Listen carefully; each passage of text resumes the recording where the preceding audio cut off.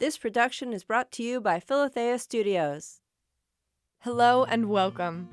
You are about to listen to a short narrative selected from Restoration, a publication of the Madonna House Apostolate. We invite you to listen deeply as the author shares the joys and struggles of living the gospel of Jesus Christ without compromise in today's world. The Hope Book by Suzanne Stubbs. Father Emile Bruyère, a deceased Madonna House priest, used to keep what he called a hope book. In it, he collected stories from people whose prayers were answered or who had received significant graces from God. Some of the stories seemed like miracles. He would reread these accounts to remind himself that God had acted, and so his hope would be renewed. I sometimes ask myself what I would put in my hope book. I think the story of how I received my vocation would always be at the top of any list I would make. This story begins with a car trip with a friend. She and I had studied French together, and we wanted to hear the language spoken, so we decided to travel to Quebec. We had been told that a visit there would be like a visit to Europe. We were certainly footloose and fancy-free. We were young, single, and though employed, had few obligations in life. We were enjoying immensely our late summer vacation to the north.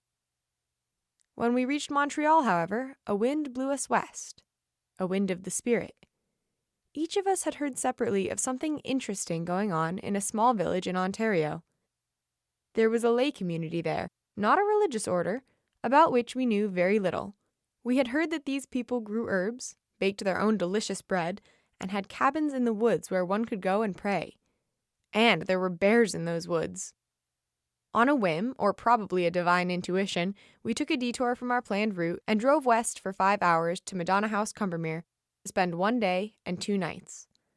Though many things seemed strange to me during that stay, I sensed a presence of God just in the atmosphere. As the Irish say, it was a thin place, a place where the veil between heaven and earth is very thin. I wanted to return. Return I did a year later. I planned to stay a month. I stayed for life.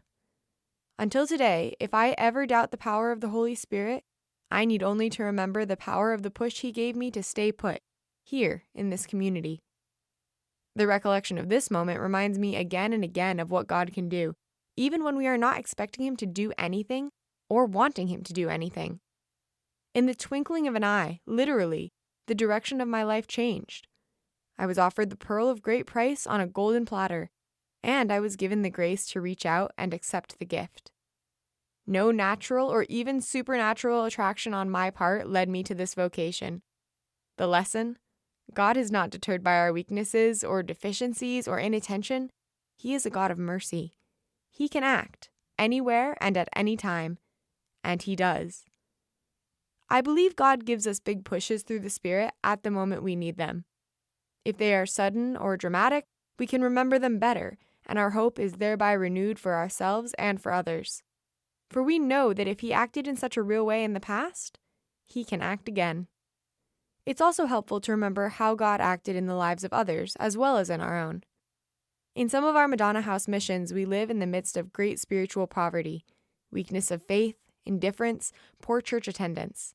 It is difficult for some of us to persevere in the face of such apathy. Recently, in one of these missions, one of our members was surprised to meet a young man in his late teens who inexplicably and without any family support had come to believe and find happiness in the heart of the church. Something mysterious had attracted him. Simply meeting him gave immediate hope to our member. This, too, is a story for a hope book. Through it, our member saw how God can act in a life, move into a heart with amazing grace. She saw that God can renew the church this way, His way, one person at a time. Our foundress Catherine loved little signs or plaques that reminded us to believe and trust. One of her favorites read, "Expect a miracle." I pray to live in that expectant hope. Dear friend, thank you for listening. Rest assured of the prayers of the Madonna House community for you, our listener. May God bless you and keep you. May God shine His face upon you, and may God give you His peace.